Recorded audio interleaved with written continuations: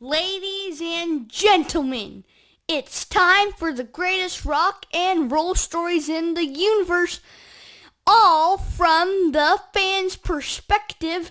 It's Rock Stories with the Brumster. Now, here's the host of the show, my rockin' daddy, the Brumster. Hey, thank you so much. Welcome, Rock Stories with the Brumster podcast. Hello, bringing the personalities back to radio, and also pulling back the curtain, if you will, so that you can see behind the scenes, all of the behind the scenes stories of from the fans' perspective. The best rock and roll stories are the ones that you've never heard about, and you're going to hear about those right here on this podcast. Available, check it out, Rock Stories with the Brumster. You can find us at Spotify, anchor.fm, and we also rock every single Sunday, 11 a.m. Pacific Standard Time, Rock Stories with the Brumster at rockradio559.com. And then I, of course, every single Friday from 5 to 7 p.m., rock and classic rock music, live 365 platform. Brian Keith Martinez got the station, rockradio559.com, 5 o'clock and 4 o'clock before that. Good Times, Great Oldies with my buddy Kent Hopper. You'll notice I have a lot of radio friends come on. 20 plus years in the business gives me an advantage of being friends with a lot of really cool, neat people, very diverse group of folks that I've become personal friends with throughout the years and shared these radio experiences. And so you're going to have a lot of regular fans, but you're also going to have some really cool DJ folks come on the show to really pull that curtain back, because these DJs, okay, like myself, we've had a chance to go backstage to see these stars, these bands, these concerts in their real natural element. So we're going to let you in on the behind the scenes today. Got one of my best radio friends of all time, Mr. Dave Campbell. And Dave Campbell, DC, as we like to call him. Dave Campbell, I still remember so many times in the business, whether it's driving in late while he's board operating and making sure there's no dead air for 2 hours because I overslept with 3 jobs. Like, hey, man, how many jobs you have? But he saved my bacon there. I mean, the guy, my very first radio remote I ever did in my entire life, live from Visalia, the Visalia Oaks. And my voice was crackling and I'm nervous and I'm scared shitless. And DC's just on the phone going, it's okay, bro. Just take a breath. It's okay. Here's what you got to do. And you got the Brumster. Thank you so much, Dave Campbell, my radio brother from another mother. Welcome to Rock Stories with the Brumster, brother. What an honor. They thought they could keep us apart, but just like George Jones and Tammy Wynette, and I'll play the part of Tammy, here we are again. Stand by your man. There's no singing, Brumster, no singing. That's right. Welcome back to the show. Oh, this is your first time, but welcome back to the show. If you're joining us here on the podcast, Rock Stories with the Brumster, Dave Campbell with us right now, radio legend in the business. Now, you know the premise of the show. Have you had a chance probably to check out a couple episodes? So do you like that? Are you excited? I know you've got a few curtains behind door number 1, 2, 3, as many doors as you'd like to pull back the curtain on, Dave. Rock Stories with Dave Campbell, kicking it with the Brumster. Dave, cool rock stories you'd like to share from behind the scenes with our fans. Well, and what a blessing, like you were talking about earlier, that it's been. Radio is something I always wanted to get into. My love for music started when I was a child, when I was a little boy. I mean, I had a 45 collection that would probably rival most radio stations. All my allowance, all my gift money, whatever it came from, I was always down at Murphy's, which was kind of like a department store at the time, but they had a nice record section. And I was buying 45s left and right. And as far as stories go, my very first ever show, let's put it that way, in radio, and I was still interning at the time back at 101.3 2WD. It's WWDE back in Norfolk /Virginia Beach /Hampton Roads. It's this whole market back there is all kind of bunched in there together, but it was with the Little River Band and Linda Ronstadt as the headliner. And this was when, Linda Ronstadt was really making her hard push as far as, she had done all the great stuff that we had come to know and love in the 70s, but this was in the late 80s when she was really becoming a staple. Her band. You are not going to say that you saw her cool, badass band that starts with an E. Did you really? Well, yeah, we could say that, but it was just, here's the thing that made it interesting, because she had started coming up, with all these soft AC hits. And her band, which I know you're alluding to, was not the band at the time. So sorry about that for the, playing the part of Buzz Killington, but I do that well.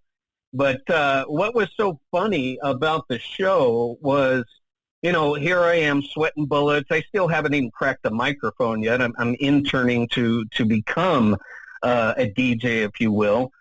But through all of that, Little River Band to this day is still one of my favorites of all time. And that was from growing up listening to, the likes of Casey Kasem's American Top 40 back in the day, which was just truly, I think, the best mix as far as any countdown show has ever had.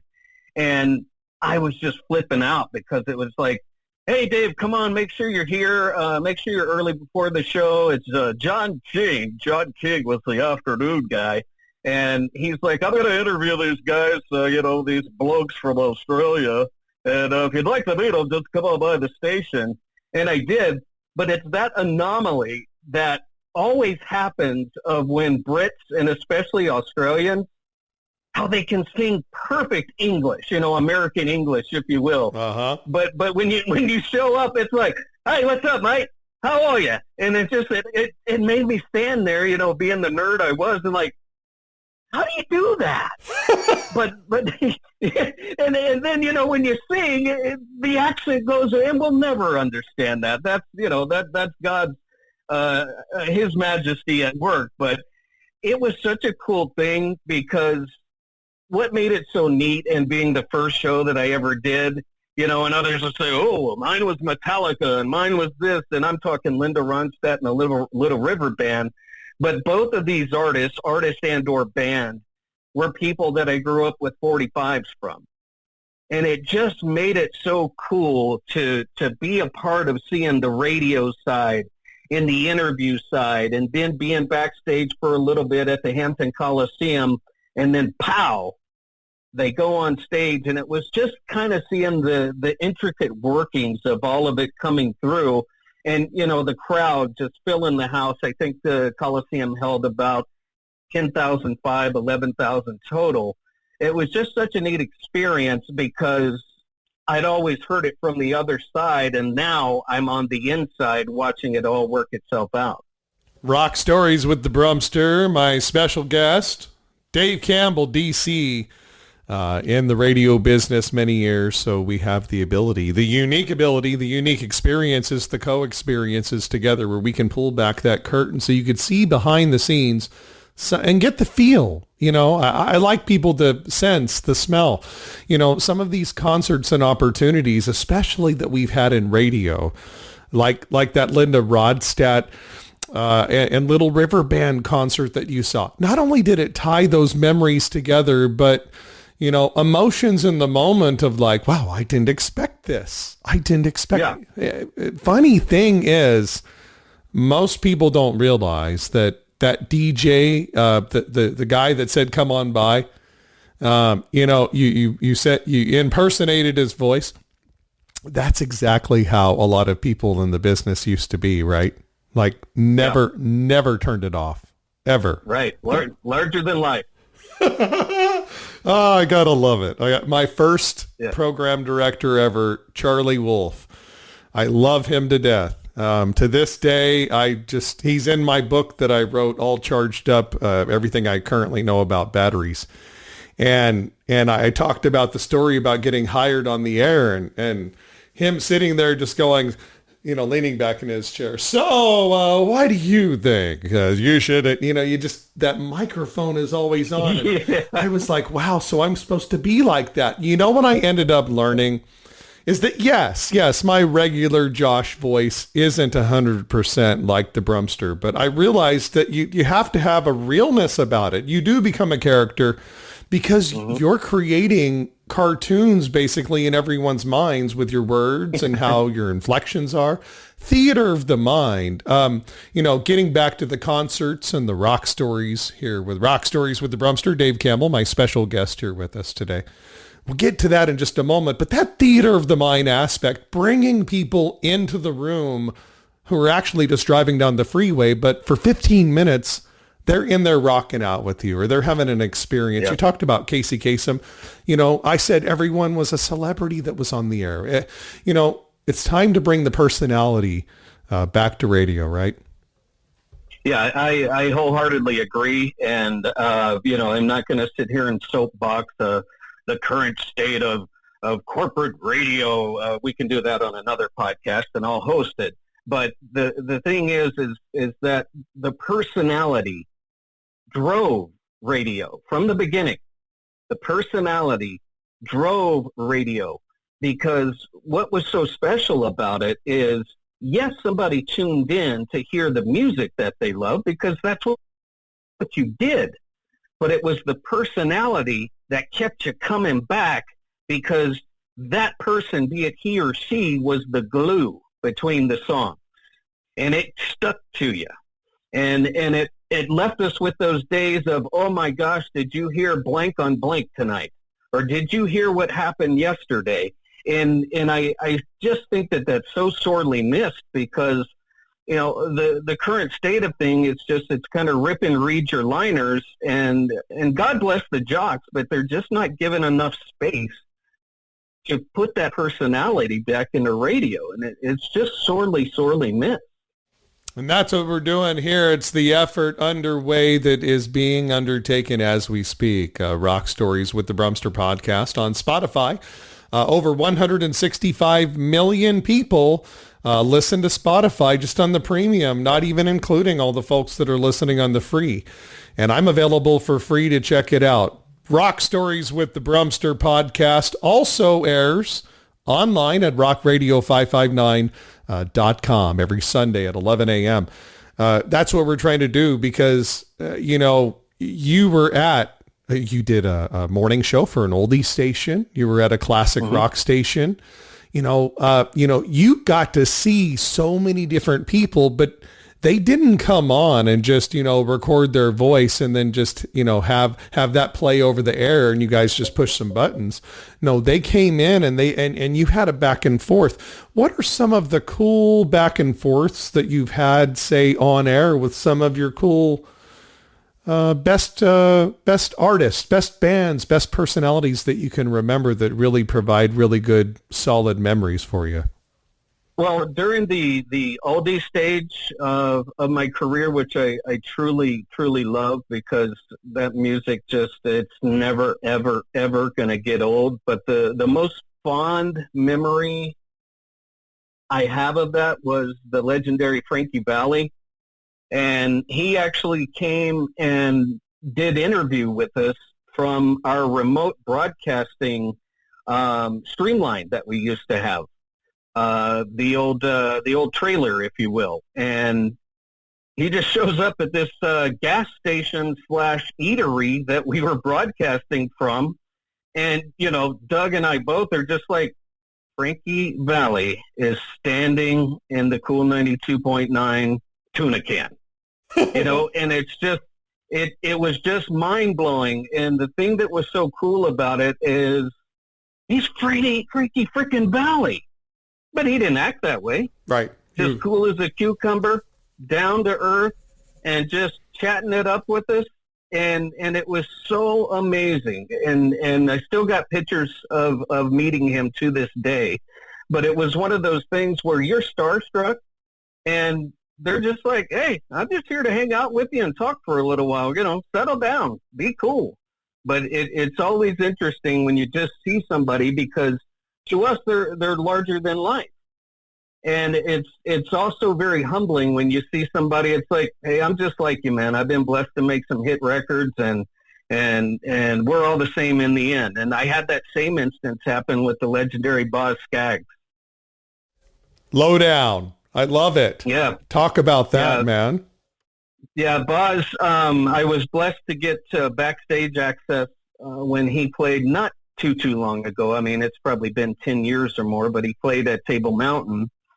And, of course, the offer came through, hey, would you like to do a meet and greet? And I was like, I'm there. Yeah, and I had my Silk Degrees album with me that I've had since I was a kid. And to approach him, I did, I have to admit, I kind of had butterflies because it's Boz freaking Scaggs, for God's sake. And here it comes, and it's my time to shake hands and get him to autograph my album. And I said, it's a pleasure and an honor to meet you, Mr. Scaggs. I've been listening to you since I was a kid. He goes, why do you have to make me feel so old? And, and got a laugh out of that. But then he just turned right around and said, Dave, I want you to know it's a pleasure and an honor to meet you. Right. Personally. And it was just, and it was just one of those things, again, where you're starstruck, and then the guys just totally kick back and chill. Talk for a few minutes, signed my album, and I was on my way. That's amazing, Dave. The fact that the number one shocker, if you will, is that a lot of these folks are not stuck-up snobs. A lot of them, They and if you notice the connection, the folks that were bringing on Rock Stories with the Brumster folks, just like Dave Campbell here, it's that radio connection. It's the fact that the personality was in radio, the DJ was there. And I got the same exact story from several people. Hopper came on, PK came on, E. Curtis Johnson came on, all radio legends. And they all described the same thing. Like, Eddie Money, Topper said, just a cool cat, just a cool dude. Right. I mean, in other words, there's a lot of real people. We put in our minds that they're this or they're that. No, they're great artists, but at the end of the day, they're just real people. And some of them are a-holes, but I'm sure you've had your share, right? Yes, I have. But it's one of those situations that I did learn, and I was prepped for it, by great program directors. When you do meet that a-hole, just don't personalize it. Just do what they want you to do, or just get out of the way. And that happened a few times before too. And I was just like, really? Because all I'm going to do is go on stage, introduce your band, and then come back off stage. It's not like I'm going to run out there naked and then introduce your band and make a fool of you. But, to each his own, and that's the way you choose to live your life, and I'll pray for you in the long run. Right. There's a balance there. At the end of the day, we're promoting you. And you come out here and if you play that dance with us, you allow us to suck some of the value off of your awesome brand name, whatever your band is or whatever your brand is for your artist. We're allowed. We're going to suck some of that value off and that celebrity off so that everyone loves our station and loves us and spends money at our advertisers, that the businesses that really keep radio alive. And they respect that. There's that dance, there's that back and forth. Now in that back and forth, sometimes there's fans. Now you've probably met a few super fans, if you will. Do you have any stories about some of the cool fans that you've experienced at some of these concerts and get-togethers? Well, I have to, for the record, I will say that, and mark the tape, the greatest band of all time is Rush.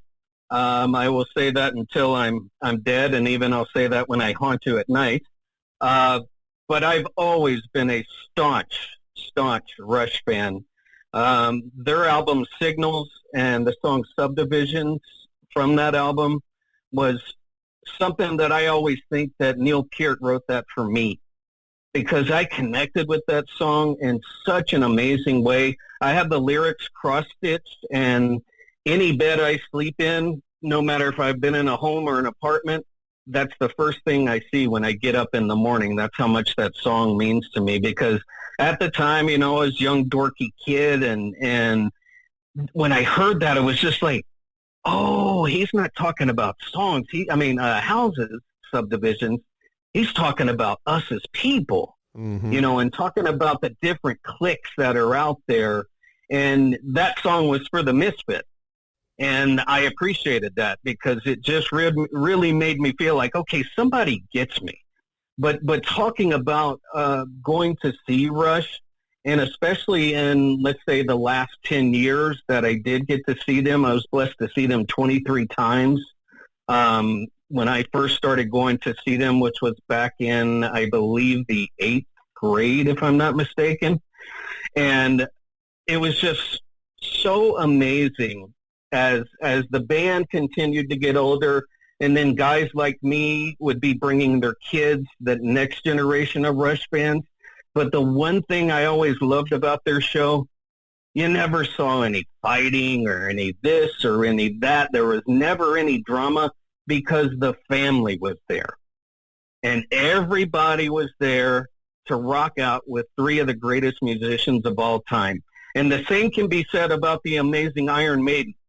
I always feel like I'm at home when I go to a Maiden show as well, because with Maiden, the crowd gets into the lyrics so much. It's almost like a rock show combined with a great English football match. And they're chanting out the lyrics while Bruce is singing. It's just so amazing. But that was such an amazing feeling that I always enjoyed with being a huge Rush fan. And even on the streets, when you connect with somebody, 30, 45 minutes, 60 minutes later, you're like, oh, well, I guess we should get on to doing our errands. We started talking about Rush and time got away from us.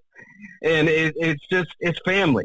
And it always felt that way. And I'll never forget that. Conform or be cast out. That's it. Exactly. I'm all about it, man. I hated Rush my entire life as an ignorant fool, Dave. I all of a sudden I flip on Netflix one day, bored as all can be, as all get out, and there's a special on Rush. Well, I guess I'm doing a rock show. I might as well watch it. I played Rush my whole career. Like at the Fox, we played like Tom Sawyer and Working Man. We didn't go deep, and we definitely didn't play Subdivisions or any of those greats. Right.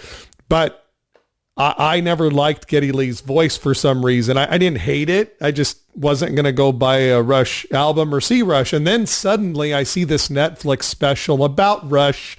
I hear the story, and parents, Holocaust survivors in Canada, my God. And, these boys formed together, and just what they did was amazing. Kiss, they toured with Kiss, and they're sitting in their rooms, not doing anything wrong, while Gene Simmons is doing Lord knows what, right?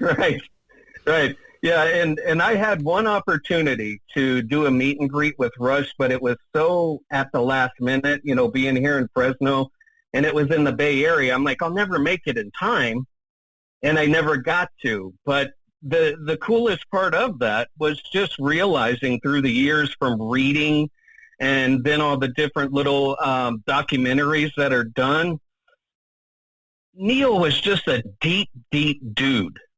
Neil Peart was just a deep guy, and he's so well read and just likes to read and ride his motorcycle. And for the longest time, people are like, well, I can't believe he doesn't come out for the meet and greet. He doesn't have to. He doesn't have to. If someone's an introvert, let him be an introvert. I don't think he's a recluse, but he just didn't get into that part of the business. Since the wild man himself, Alex, would come out, and he's always entertaining. And then Geddy was always the strong, solid, heavy. He always towed the line. But I was always blown away with how disappointed folks were that they never got to meet Neil Peart. The closest I got was driving next to him side by side down the freeway, his tour bus, and I just geeked out going, okay, this is the closest I'm ever going to get. So I kept in line with the tour bus for a little while and just cranked up some Rush while I did it. And it's one of those situations like we've talked about.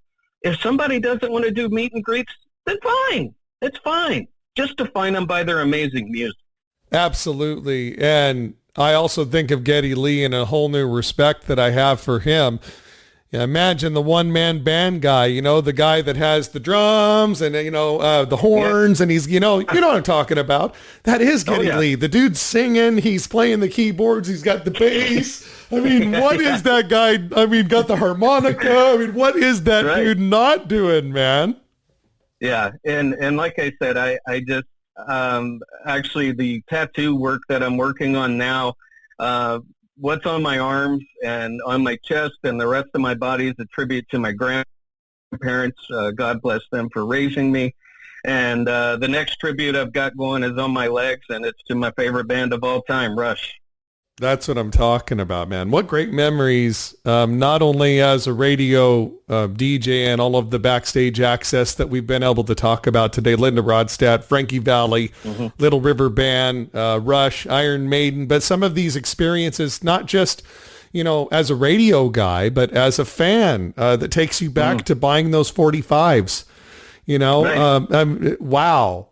From A to Z, if you will. I mean, what a connection and what a great life. I'm so thankful to have gotten to know you over these years and to have shared this shared radio experience together. You prepared me, I mentioned at the beginning of the show, for my very first live remote that I ever did in my entire career. And now I've done hundreds of thousands of them to where, I mean, it's, I don't even have to try now. I'm at that, but I still remember when I was just so scared to death, but you believed in me, man. And thank you for that, DC. You rock, man. Thank you.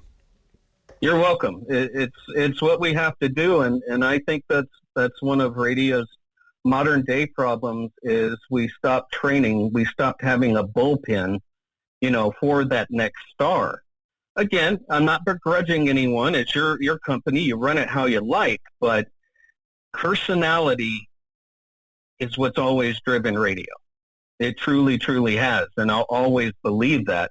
If we have time, I do want to share one last music story, and this comes from a fan perspective.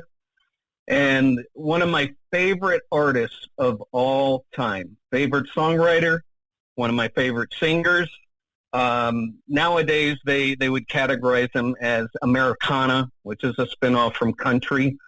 But the gentleman's name is Radney, R-A-D-N-E-Y, not Rodney, but Radney Foster. And back in the late 80s, he formed a duo. It was called Foster and Lloyd, the great Bill Lloyd out of Nashville, Tennessee, an amazing guitar player, an amazing lyricist himself. And I became a fan from day one. And I was able to see him, 2 times now live in all those years. And we're talking, he's been cutting records for the longest time now. And God bless you, Radney, and thank you for all the music.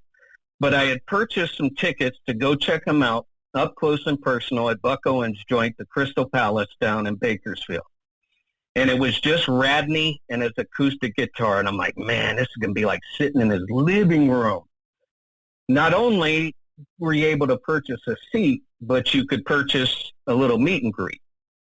I had every single CD cover that I had that he's ever put out, And lo and behold, my good friend Ben Soundheim, who's done tons within the music realm here in Fresno, he was with me. And I mean, I am a hardcore Radney Foster fan, just hardcore. And I get up to meet him, and I extend my hand, and he extends his, and I just lost it. I started just crying so hard because this is one of those people I've always wanted to meet. Right. And I'm standing there trying to get my shit together. And Ben, God bless him, he puts his hand on my back and he says, Mr. Foster, I don't know if you're ever going to meet a bigger fan of yours than Dave is. He just, ever since I've known him, anytime he gets a chance to talk about Radney Foster, he talks about Radney Foster. And I cleaned myself up, and he was like, I can't tell you how much that means. I really appreciate it, Dave. And we talked for a little bit, and he said, "What, do you have anything you want me to sign?" And I pulled out the catalog history, and he goes, "Okay, you've really been with me since this all started, didn't you?" You really are a fan. You're like, yeah. I look in your bedroom window every night to make sure you go to sleep. Right. Hi, Radney. But the cool part is during the show, I kept yelling out some old titles from back in the Foster and Lloyd days, and he goes, "Were you the guy yelling out all the old stuff I've forgotten about?" "I'm sorry, man. I just don't remember all that stuff." And he goes, I didn't mean to let you down. I said, "No, that's just me letting you know how far along the road I've been with you and how much I appreciate your music." He is incredible. Just such an amazing musician on all kinds of levels. Just mind-blowing. If you guys get a chance, go look him up. Radney, R-A-D, just like Rad. Radney Foster. Dave Campbell, your favorite artist basically that you've ever seen and ever met and ever had a chance to have a personal experience with. What a killer rock story to round out the show, man. We're going to have you back because I know that we have so much more to talk about besides what we've delved into today. I mean, my goodness, Frankie Vallie, Linda Rondstat, Little River Band, Rush. Yeah, okay. Boz Scaggs. RockRadio559.com, Dave Campbell, is where I rock out every Friday from 5 to 7 p.m. I want you to know that the first song opening up the Hard Drive at 5 with the Brumster this Friday at RockRadio559.com at 5 p.m. this Friday is going to be Subdivisions for Mr. Dave Campbell, brother. God bless you. Thank you. Rest in peace, Neil. We missed you. Absolutely, man. Hey, I know that you're a creative guy, folks. If you're looking for someone to do some great voice work, I'm assuming, or if you've got some creative things going on, I'm telling you what, this guy has a brain that you might want to tap into and a voice of gold and a lot of experiences along the way. And with technology being what it is today, he may be able to assist. So reach out, Dave Campbell. How can they find you? I always communicate with you on LinkedIn, but what's the best way to reach out to a certified radio geek? Yeah, Ted, that's totally fine. LinkedIn's a great way to find me. It's Dave and then Campbell, just like the soup. Campbell. DC. Thank you very much, DC, for being on Rock Stories with the Brumster, man. I love you, man. Love you too. Thanks for the space. Hang on the line for our engineers, man. Rock Stories with the Brumster, pulling back the curtain, real life stories. And stay tuned. Thanks for rocking with us right here. Rock Stories with the Brumster.